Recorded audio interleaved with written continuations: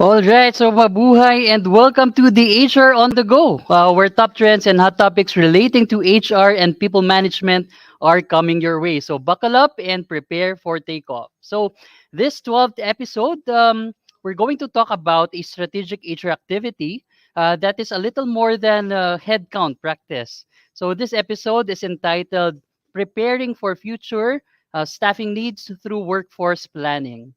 Indeed, that the pandemic has created a massive opportunity to make changes. No? Through our experienced guests today, we're going to learn several trends that impact the workforce, like myths or misconception about workforce planning, its purpose, and a lot more. Wait no more, as I'll now be introducing our featured guest today. So our guest has a master's degree in industrial relations and public administration. He's also an associate fellow in people management, a certified strategic HR business partner, certified total reward specialist, and certified recruitment and selection professional. He's also a Gallup strength coach and a lot more. He's also an educator and, of course, an industry practitioner. Gents and ladies, here is Fredy Primicias. All right. Hi, Freddy. Good afternoon. Magandang hapon and good afternoon everybody. Yung tungkol lang po sa Gallup, I took the course of Gallup. Mhm. Mm. Ayun. So, he took the course of Gallup nga. So, okay. Um, right. We've all know that the pandemic happened last 2019 sa Philippines, and it shook, no, a lot of people, and not just people, even employees and leaders, no. And with these changes, no, comes a lot of challenges. With Mhm. that, of course, we also see these challenges as also opportunities. For example, no, sabi nga ng ibang companies or employers, no, they've had 5 years plan, no, for just 5 months, no, because of these challenges, no. And of course, indeed, that the pandemic really uh, had created a massive opportunity. We were actually forced to adapt, to unlike before, that hindi talaga natin gustong magbago yung ating mga systems and processes.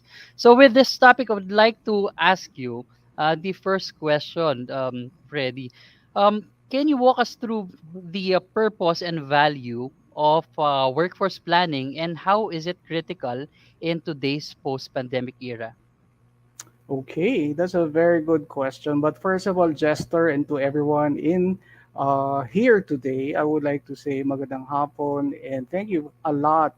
Thank you very much for allowing me to be here to see CHRC, CPHR, and for allowing me to give a voice on your topic regarding workforce planning. Okay, so hopefully all of your viewers are sitting down, relaxing, because we need to identify first there are two words on that title: workforce and then planning. What I would like to focus on is the first part, and that is planning. Planning is a discipline, it's a process, it's everything about what you do as a manager or as a leader of the organization. In fact, even personally, di ba, you always do planning. And Right. planning takes into consideration a lot of things. But one of the things that I always emphasize in my class when you talk about planning is that you have to consider the time horizon, which means knowing the past, where you are in the present, and what you're looking for in the future. So, planning per se, as a discipline and as a function, requires you need to analyze what happened in the past, learn from your past, so that you would know how to act in the present. Now, what is very important naman about the future is you need to have the courage to see a vision of your future. If you see the future, a clear vision, then you need to have the courage on how to get there. So, in other words, the first part is about planning and it has to be addressed in a scientific and, well, kung you can always use science Mm-hmm. as an application on planning or planning. Now, Mm. let's talk about workforce. Workforce is entirely about who your employees are. But there are Mhm. two elements that you have to consider. First element is what is the demand of the organization? And if you say demand, you look into meron ba akong iba-backfill? Meron ba akong i-replace?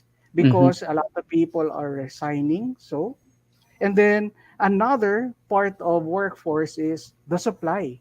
Mhm. So if people are leaving or if people are staying, how what is naman the condition of the supply of people out there? Either they are passive applicants or candidates, or Mhm. active applicants or candidates, or even your own pipeline. Like schools, universities, these are your pipelines on where and how to get your supply. So, in other words, just to make things clearly, when Mhm. we talk about workforce planning, it is about the ability of management of a company to Mhm. understand supply and demand so that they're able to project what will happen in the future by proper planning Mhm. or through proper planning. Right. Later Mhm. on, siguro if you actually, sorry, there is what you call, ano kasi, there is a strategy known as buy, borrow, and build. But Mhm. let's talk about that later on. Mhm.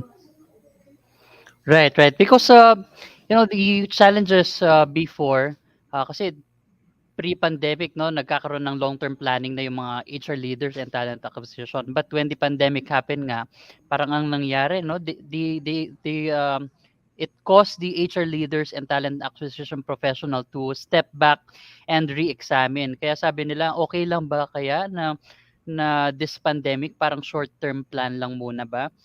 Para at least, no, maintindihan daw nila yung mas mare-revisit nila yung mga plano, no, more often compared before na they're used to doing long-term planning, because the pandemic era is a very fast-paced um, parang taon, no.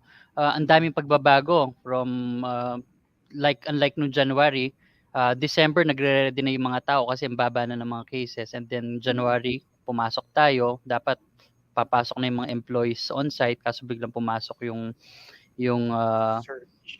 yung surge panibago na ano ngang pangalan nitong surge na ito?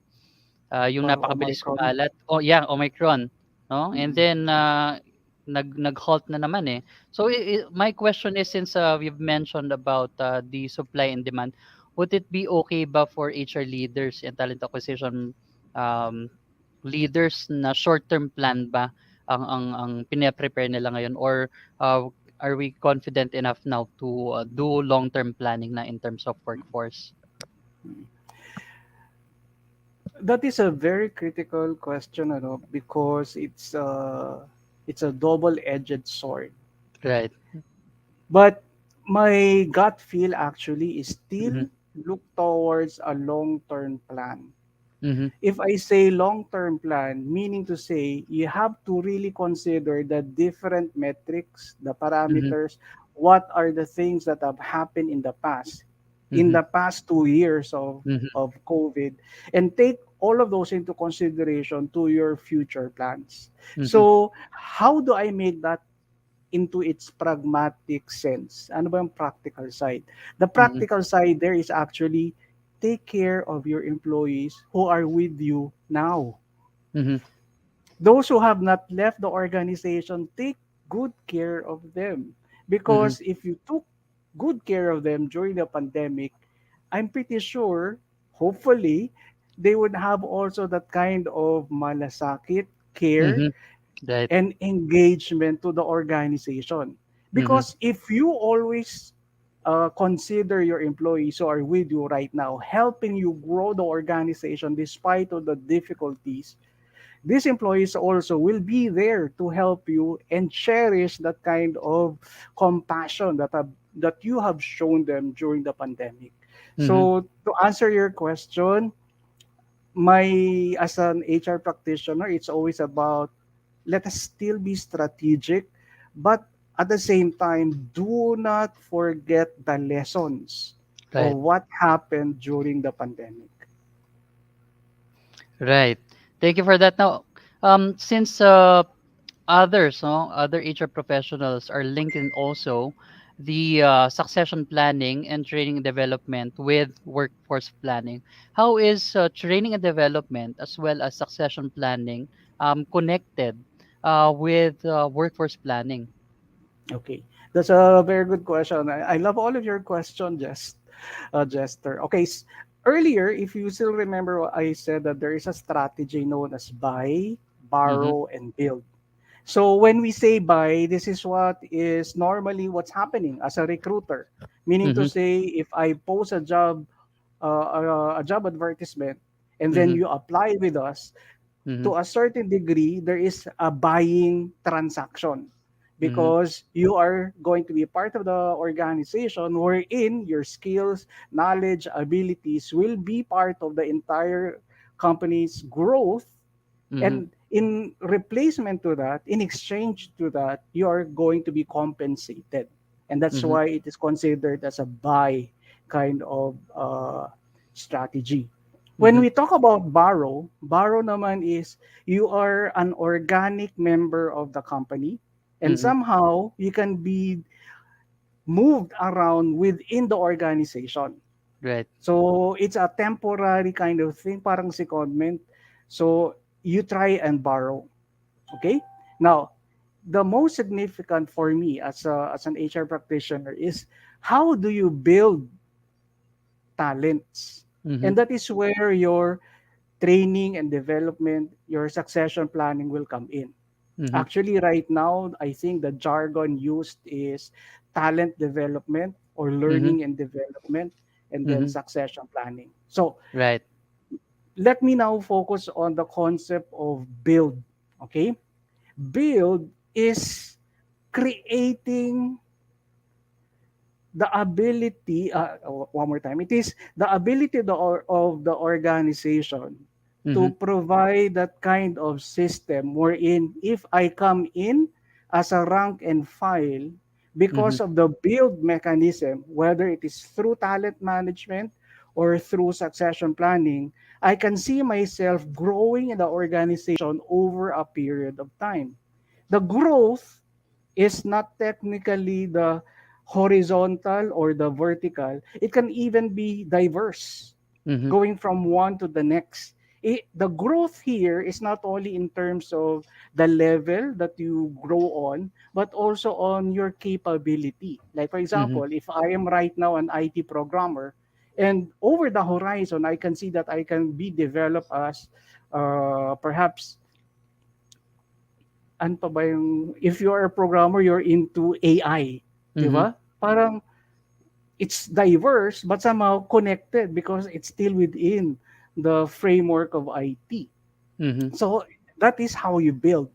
And if you are creating your talent management, talent development, or training and development, you Mm-hmm. now ask, do we have the curriculum for it? What would be, do we use 70-20-10? Mm-hmm. How's the entire framework? So yun yung maganda doon for the company to talk about. Now, let me bring you the idea of succession planning. Succession Mm-hmm. planning is about understanding, sige, we take into consideration that our top executives or critical to the organization will either retire or resign, right? So Correct. you need to plan for that. For people who are retiring, dapat ang planning stage mo hindi when they retire. The planning stage should be at least 5 years before they retire Mm-hmm. because in creating your succession planning, dapat may mentoring, coaching capability yung retiree to Mm-hmm. anyone who will take his or her place. Mm-hmm. Okay? So, going back to succession planning is a build mechanism wherein you consider your top executives or critical to the business position and Mm-hmm. understand if in case this person leaves, how do I move forward? Well, in my case, we try also to put some financial Mm-hmm. analysis. Kasi kung umalis itong taong ito, how much do we lose if we Mm-hmm. don't have a replacement immediately? Mhm. Or if we're able to bring the person immediately, paano naman yung learning curve niya? Paano yung Mhm. productivity niya? Paano Mhm. yung engagement niya? So all of Mhm. those are the questions. So succession planning is very critical in the build mechanism, and you just have to be, uh, uh, be strategic on how you create the succession planning. So hopefully I was able to answer your question. Right. No, actually, it's very interesting because as we understood, no, workforce planning is not just about having a foresight, but translating the foresight into, an action plan from where you will be using training, talent development, and succession planning. What I've learned so far from you is that sabi nga ni Freddy is the candidate experience, career development, and even creating a mentoring and coaching program from the workplace, which actually tends to be forgotten by companies. No, akala nila optional na lang yung career development program, yung mentoring and coaching, but given the fact that it's also part and has a critical factor no sa success ng workforce planning, it is really best to implement it. So is HR only responsible for workforce planning initiatives, no? Or does it also involve the senior management apart from saying na, "Oh, HR, kulang kami ng tao kasi ang dami ng proseso, paano namin mamimit ang target," no? Yun lang ba yung pinaka-role ng senior HR management in workforce planning? Okay. Ulrich is very clear when he said that HR is not for HR alone. He is saying that that HR should be the province, should Mhm. be the very people management should be Mhm. part of any people manager. Mhm. And me as an HR practitioner, I should not be doing HR or people management per se, but I should be helping the people managers become the HR manager of the organization. Mhm. Okay, so one more time, let me explain that. There is a transition kasi, no? If you look Mhm. into the four industrial revolution, HR has also transformed according to its growth. It used Mhm. to be personnel administration, personnel management, Right. HR Mhm. management, and right now it has to be strategic HR Mhm. management. In fact, in class, no, whenever I teach this in class, I always say if you are a strategic HR business partner, you don't wait for business to tell you, uy, kailangan ko ng ganito, or Mhm. kailangan natin ng training or ayusin mo nga itong salary natin. No. Mhm. As a strategic HR business partner, you are prepared to tell your CEO, Mhm. let's partner. This is Mhm. what's happening in the organization, which is your internal, and this is what's happening outside, which would be external. Mhm. Based on the study, this is how we would like to let you see Mhm. how it will become as part of the organization. So, in other Mhm. words, if you are the HR business partner, you need to have the voice to Mhm. talk with senior management on how HR and people management should be driven. Mhm. However, the driver must be the CEO. The Mhm. driver must be the people managers themselves. And Mhm. you are a conduit. You are the, kumbaga, uh, Enabler. Mhm. ay, Driver. excellent. Yeah, you have the right word. You need to be the enabler for Mhm. them to realize the very value of HR, not as a Mhm. person, not as a person, but Mhm. of its own fundamental discipline to Mhm. business. So, to answer your question, who should drive it? It should be uh, the senior management Mhm. and people managers. Mm. It's not just the sole responsibility of the HR. So Mm-mm. let's say it that way. So practically, what Freddy is saying is that this is a shared responsibility for us to enable to have no a very effective workforce plan. Now, I'd like to ask as well, kasi this is being experienced by HR leaders all the time. Sabi nga nila, ang people managers or department managers, they know yung job talaga ng department. So when I ask the HR, kailangan namin ng tao, how do HR leaders should challenge them or deal with this? Na every time ba nagre-request yung senior leaders ng tao, kailangan sumagot agad ni HR leader na sige dagdagan natin. How do we see this probably let's say this opportunity for both of the HR leaders and people managers? Mm. Ang sagot ko diyan, I go back to ano eh, what is the work design?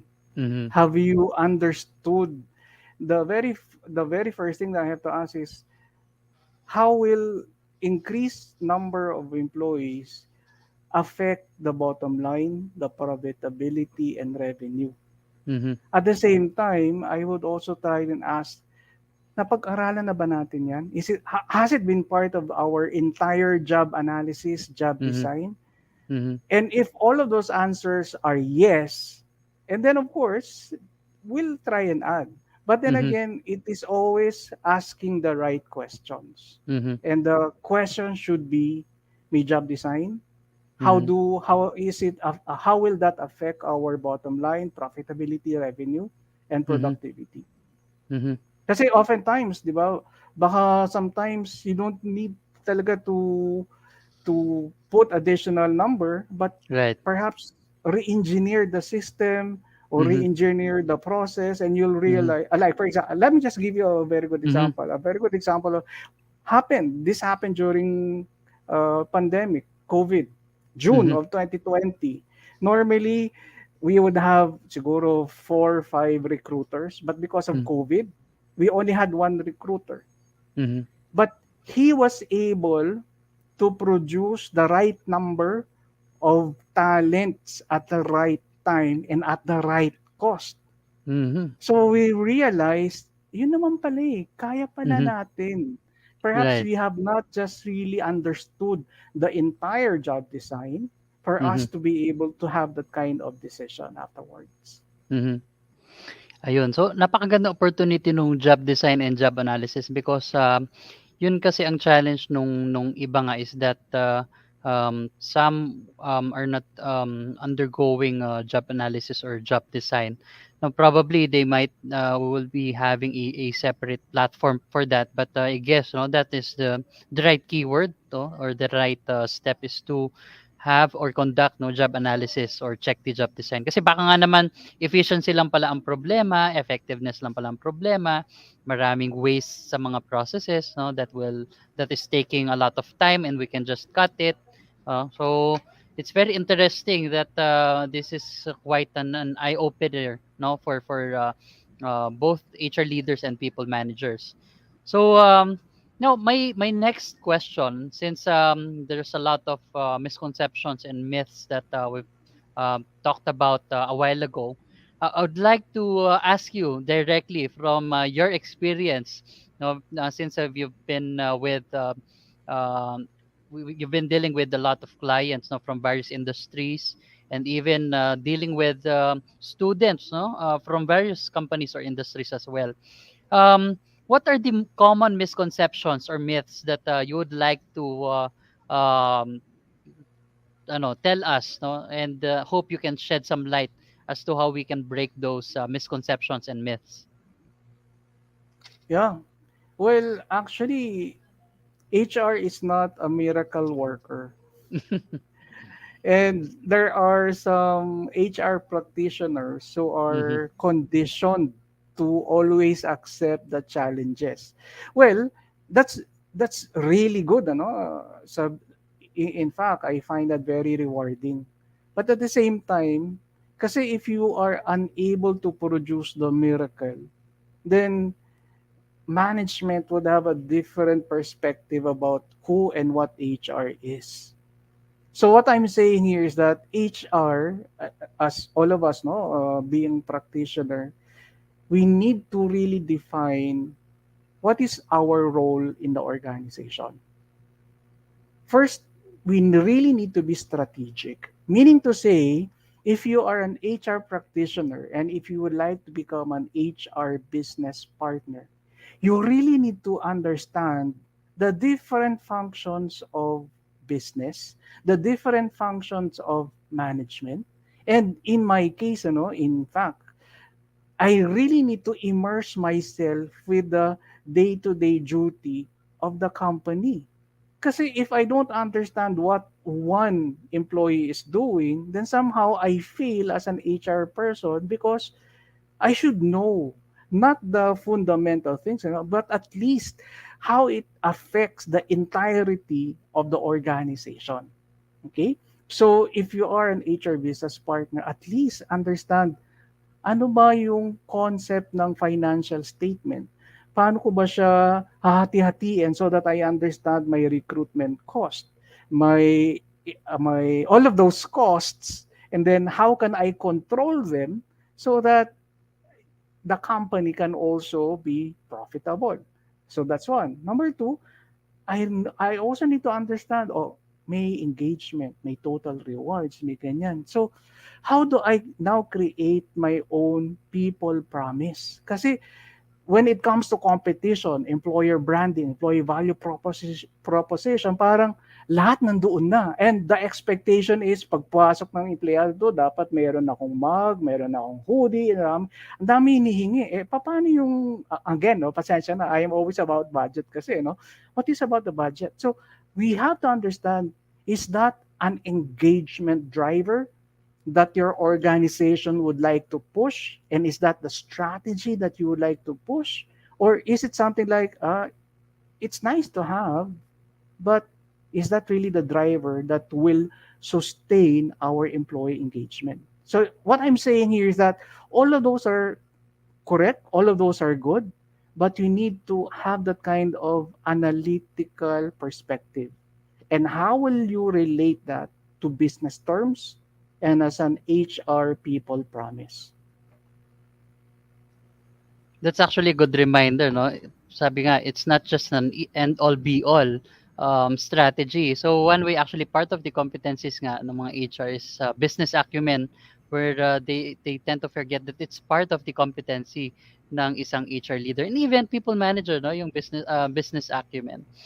Mm-mm. Now I'd like to know now, what tips can you give for HR leaders, no? Most especially those fairly new in human resource management, no? Who's just starting as an HR leader, probably sa mga maliliit na companies, no? Um, what are the tips, no, for effective workforce planning?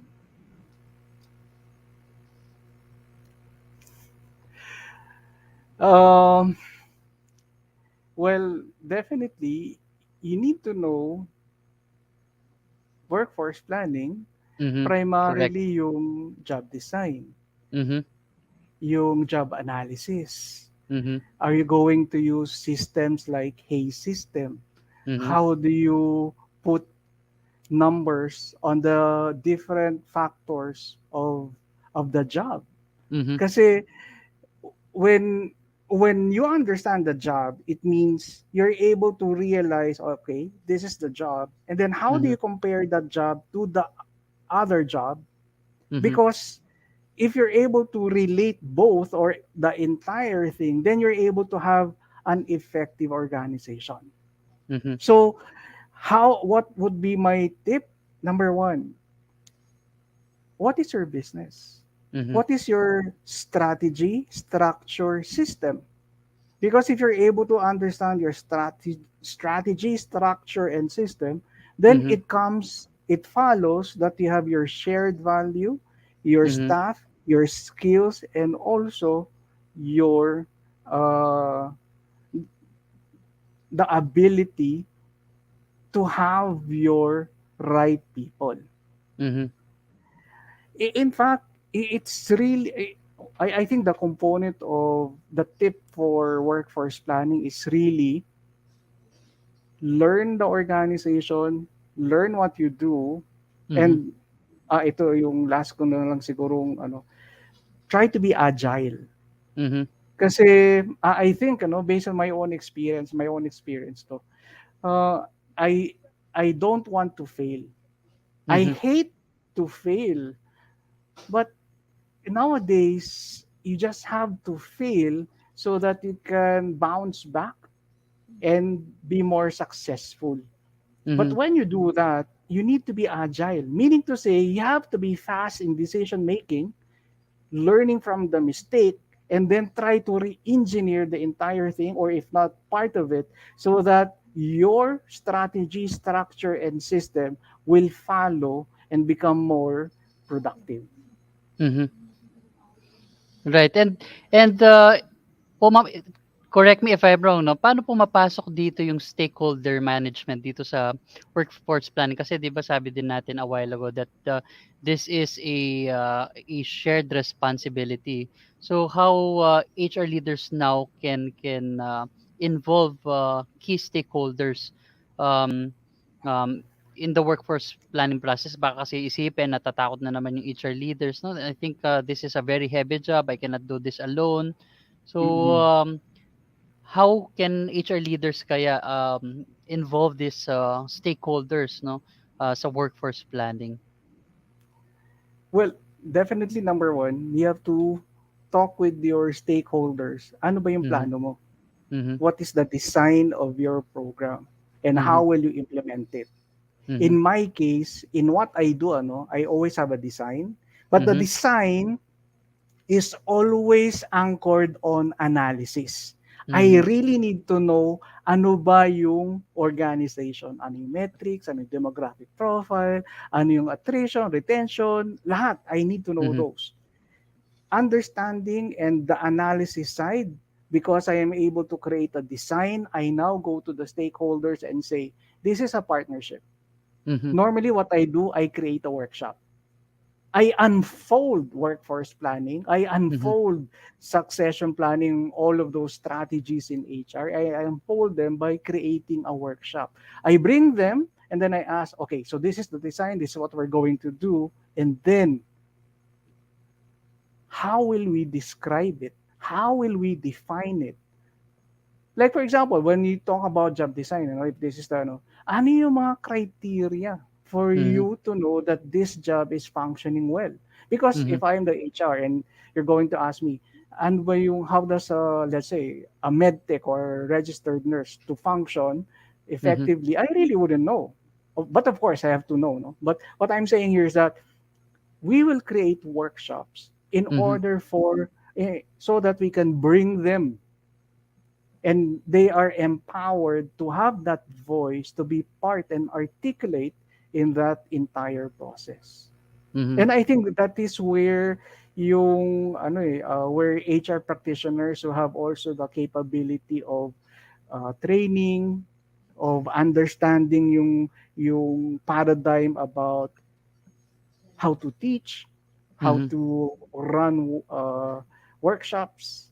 Those Mhm. are some of the tools that you can also use. Mhm. So partly workforce planning is really an evidence-based practice or a scientific-based practice. So definitely there are really no shortcuts here. Else, no, the workforce planning will really fail, no, per Freddy. So Mm. Pero, I'd like to, I'm sorry. yeah, sure, go Uh, ahead. I'm sorry to interrupt. Pero if you look into literatures, kasi there are also some small, medium, micro, small, medium enterprises who Mm-hmm. really didn't know anything about workforce planning, Mm-hmm. but they grew. Ang ganda ng kanilang success stories. In Mm-hmm. fact, just to share with you, I Mm-hmm. had this client. Kasi my client is already the third generation among Binondo, nasa Binondo yung business nila eh. So, Mm-hmm. what I'm saying here is that I was conducting a workshop, yung ganito, and Mm-hmm. then yung second generation, who is the father, stood up and asked, you know what, Freddie, I like what I'm hearing here, but Mm-hmm. 20 years ago, we never had those. Mm-hmm. But look at where we are right now, how we have grown. Mhm. So I don't believe that if you know this at the start, Mhm. you can already grow as much and as far as you can. But Right. ito yung sagot ng anak. Actually, hindi ako nung sumagot. Eh. The son Mhm. answered for me, and then he said, you know what, Dad, the potential before may not be present now. Mhm. And what we are looking for is how we can be more sustainable in the future. Because Mhm. the threats of before would be entirely different from the threats of Right. today. Sabi niya, Mhm. like for example, globalization. How do you compete with globalization if you are not prepared? Mhm. And then ayun, and then doon na and that's how I was able to facilitate the workshop. Mhm. So yun, kailangan talaga ng buy-in Mhm. among stakeholders. Mhm. Okay, sorry about that. No, it's actually a great story. No, actually, that's very true. No, that we should create a buy-in for us to involve the stakeholders. Else, they will just think that it's a waste of time meeting them, asking for this stuffs that is very technical, and they don't even know about this job design, job analysis, job evaluation. But if we mention, translate it into a report, no, with statistical data, they would probably understand and get a very good buy-in. So, Mm. now my next question before we head to the last few questions, is workforce planning just how frequent do we do workforce planning? Do we just do this on a annual basis, biannual, or is this an ongoing activity? What do you think about the frequency of workforce planning? Mm. Ganda. Yeah, very good, very good. Actually, based on my experience, ang workforce planning namin before, ha? Mm-hmm. Siguro hindi ka pa pinapanganak noon. Mm-hmm. Every 4 years. Every 4 years. Mm-hmm. Oo, kasi the competition then is not as fierce as the competition now. Mm-hmm. Kasi before, when you leave the company, parang nahihiya pang tao nun eh. Mm-hmm. Mm-hmm. And at the same time, pag nakita mo sila doon sa competitor, parang ayaw nilang ipaalam, no? Unlike today, I think it's already a norm na if you go to the next, in fact, kaharap mo pa lang yung the next office lang eh parang okay lang kasi lumipat na ako no. So Mm-hmm. to answer your question, there are indicators kasi. You just have to be very sensitive on the different indicators on when to use workforce planning. Like for example, if you have high attrition, na parang sandali muna Freddy, ginawa Mm-hmm. na natin lahat about engagement. Mm-hmm. We totally change our total rewards. Eh bakit Mhm, nagsisi-alisan pa rin sila?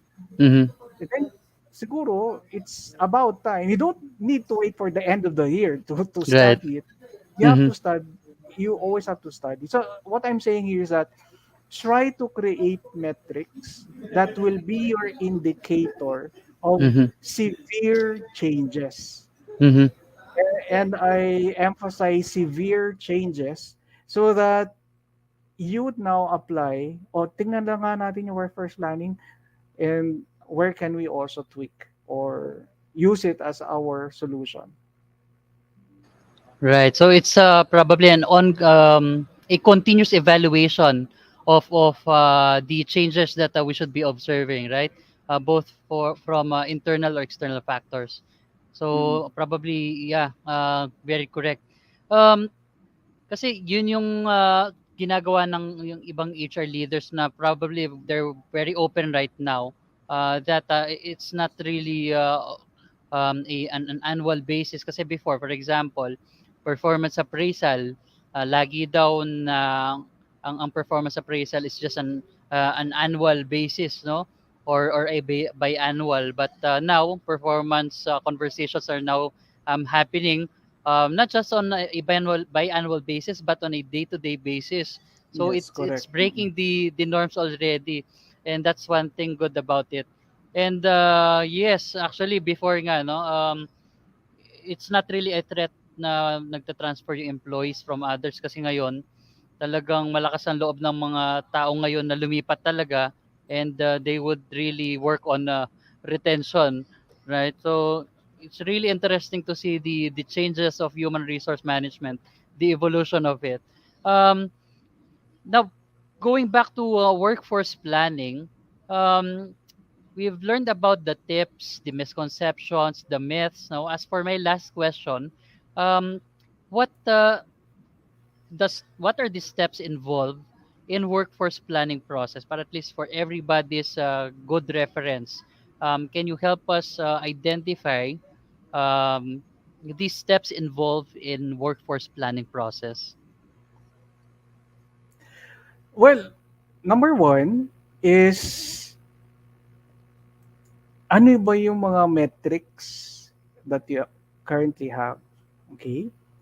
As I mentioned, when we talk about workforce planning, it is understanding and learning from the past so that you can act accordingly in the present and look towards the future. So the very first in my experience, ano, ang lagi kong tinatanong is ano ba ang magiging demand of workforce? Ano ba yung positions that we have right now based on our attrition and or retention numbers?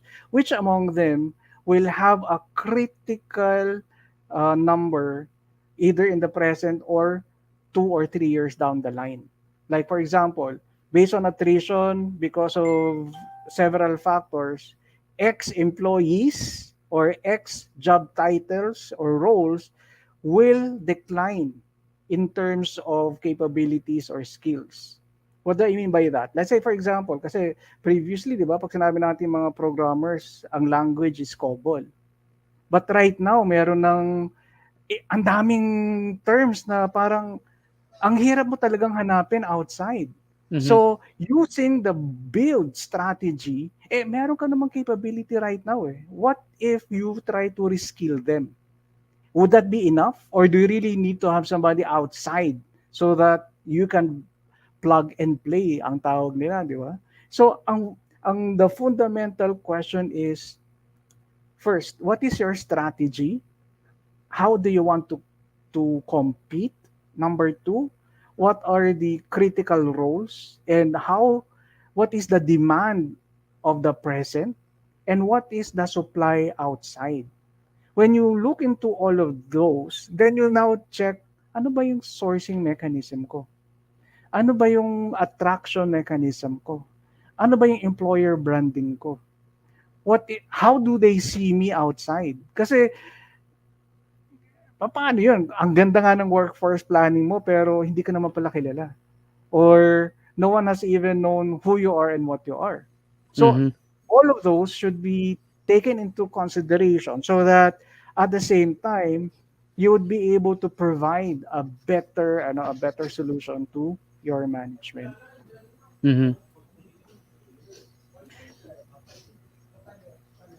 Okay, So and there. then after that, what do you believe is the probably the last few steps in ayun pala na ano na hindi lang nabigyan ng number no na sundan na lahat ng steps. It's very interesting that we capture the candidate experience as well, which is not being done by organizations but now has a great influence in recruitment. Kasi before, when we say, oh, 10 PM 10 AM ang interview, dahil applicant naman yan, kahit 11:30 ako dumating, no? But, pero ngayon, it has a great influence eh, kasi even hindi sila makapasa, right? Nire-recommend nila yung company, eh, kahit di ako pumasa, ang ganda ng candidate experience ko. They're looking for this role. I think it's good to apply, no? So, Correct. yeah. Okay, so last few message para sa ating mga talent acquisition managers who's undergoing um, challenges ngayon, and ano ba itong challenge accepted na ibibigay mo sa ating mga viewers na HR leaders, talent acquisition leaders, and even hiring managers in this time of pandemic for them to have no an effective workforce plan, or even no an effective workforce in general? Mm. Well, to all of our HR practitioners out there, my very first advice is Mm-hmm. don't wait for the strategy to unfold. You need to take part in the strategy formulation. Mm-hmm. You need to give both science and art of your organization to your stakeholders.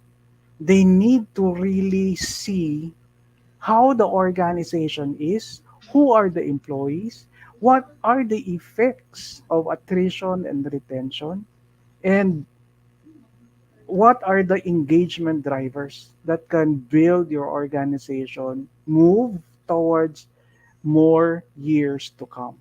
Mm-hmm. Kasi if you only look into now and today without any foresight, as you mentioned earlier, mahihirapan yung organization, particularly your stakeholders, to realize ano ba ang value ng HR. Mm-hmm. The value that you provide, apart from everything that you have contributed in the past and even the present, is being able to also take part, have the voice in the strategy formulation. They should see you as an expert of knowing, wait a minute, when we talk about our culture, have we designed a survey? Have we made a research? Have we conducted anything to know what is our culture?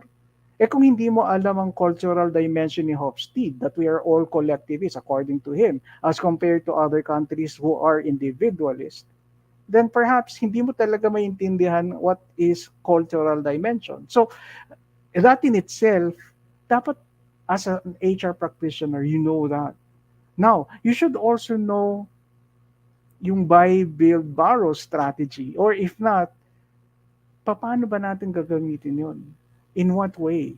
How do we truly provide that distinct measure of value and success to organization? So, my message to the HR practitioners out there, una-una is, how strategic are you?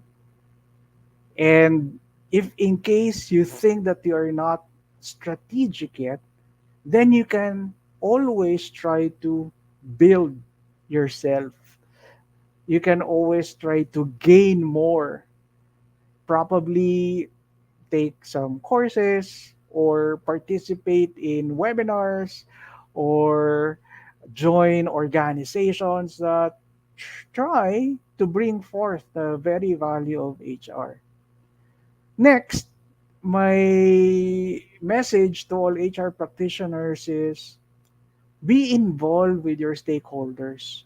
Try to earn their trust and try to have that uh, relationship. You need to build a relationship with them, wherein they see you as perhaps an advisor, or if not, someone who has always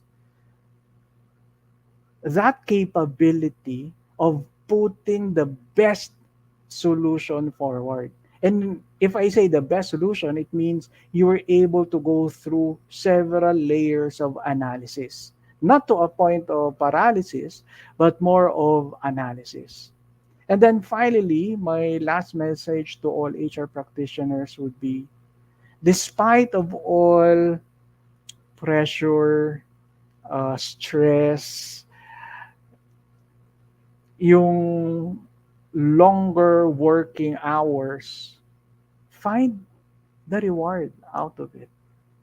I find the reward whenever I see employees would come and tell me, you know what, I am gratified that I got this job. Or even your boss telling you, you know what, we could have not done this far without HR. So those are my pieces of advice.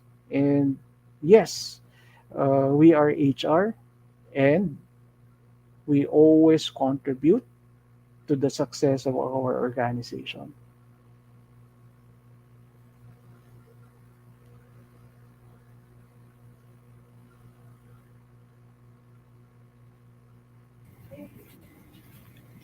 Okay, so I think we had an unstable connection because umuulan kanina, no? So I had to find a different access to network connection. Thank you for the helping me, no? Now, as we close, of course, this conversation with Freddy, no, parang napansin ko napakaganda ng kanyang green screen background. No? Would you like to invite HR professionals, no, to continue this conversation, no, with you? As I believe, no, a lot will be very interested in learning more about talent acquisition or recruitment and selection. Thank you very much, Esther. I had this unique and highly, it's an entire blessing when I was able to be part of IHRI, or International HR Institute. I took part on this journey because I believe in what they are trying to profess, and that is to build capabilities of recruitment and selection professionals. I totally resonate to that because I think in all of the aspects of HR, being able to find the right talent at the right time, at the right cost, at the right place is a gift enough to any company. And you cannot do that just out of sheer luck. You cannot do that just out of sheer action. You need to know how to do it. You need to somehow have that background, apart from the experience, that education, so that you can be more confident and stand up and say, this is what I have learned, this is what I know, this is based on my experience, and I will move forward with this strategy. So, to because of that, I would like to invite everybody, with your permission. IHRI, or International HR Institute, has a certification program for recruitment and selection practitioners. I started doing this last January, and I think, if I'm not mistaken, my partner Rosette Musni, we have had around 4 classes already, or 4 batches, and we would be very blessed if you would like to participate, so that we can grow the profession of recruitment and selection. So, Jester, thank you very much for this time.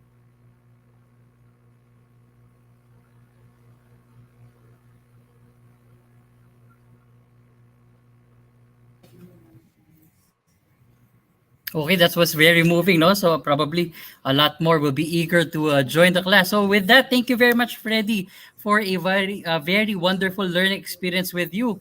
And of course, we hope to see you again in this platform, no, for us to probably help out more HR professionals like me, no, to advance, no, our HR practice in, of course, not just in the Philippines but globally.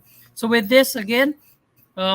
HR on the Go is a joint collaboration of CPHR Philippines and Clark HR Council, airing live on the CHRC Facebook page every other Tuesday. So if you're looking to be featured, just send us an email at go@clarkhrcouncil.org. And of course, if you're interested in becoming a CHRC member, just join us via www.clarkhrcouncil.org/join. So it's not just we're not just talking about companies in Clark, but even, no, Central Luzon.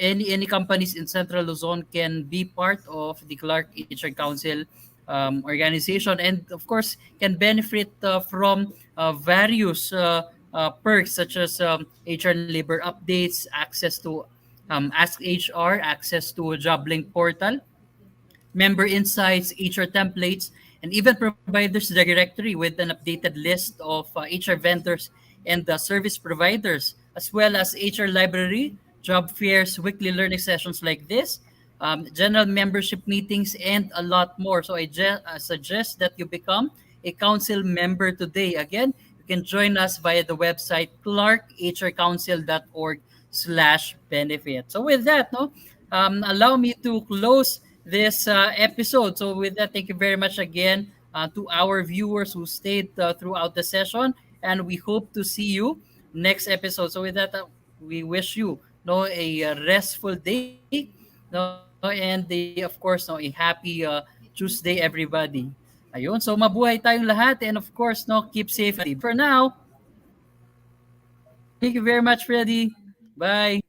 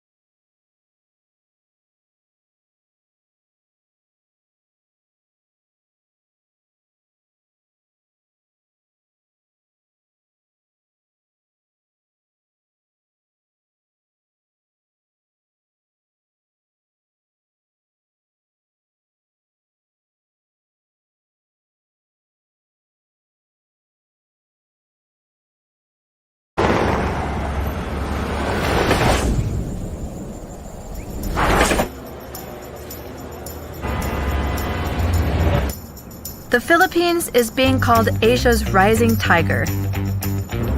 But what exactly does this mean? Posting a GDP growth of 6.7% in 2017, the country has one of the fastest growing economies in the world, expanding at a rate unseen in the last 5 decades. The good news is, it's just getting started.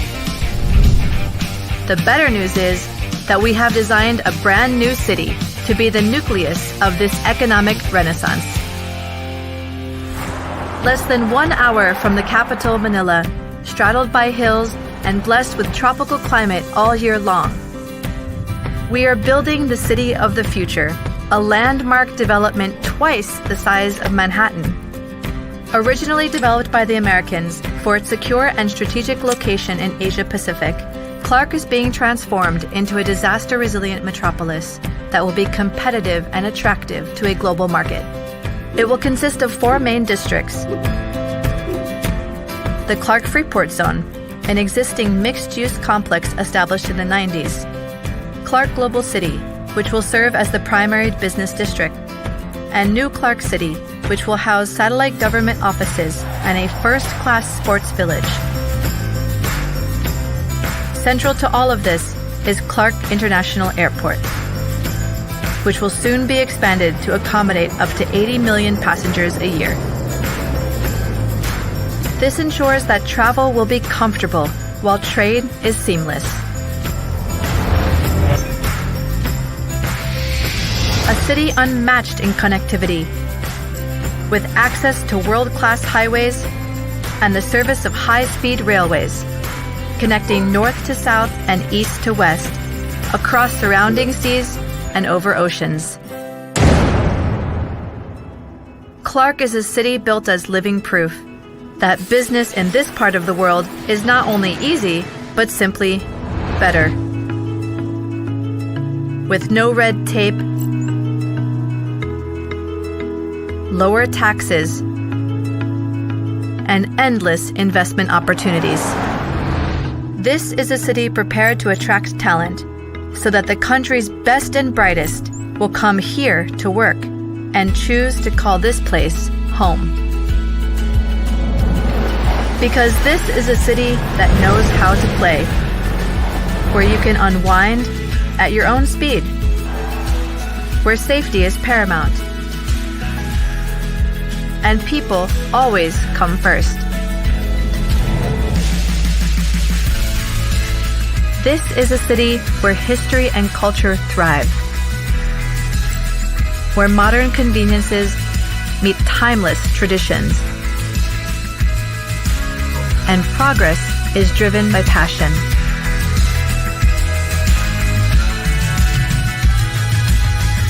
This is a city with limitless ambition that may someday find itself among the great cities of the world, built for business so that time is always well spent, and built for people so that life is always well lived. This is Clark.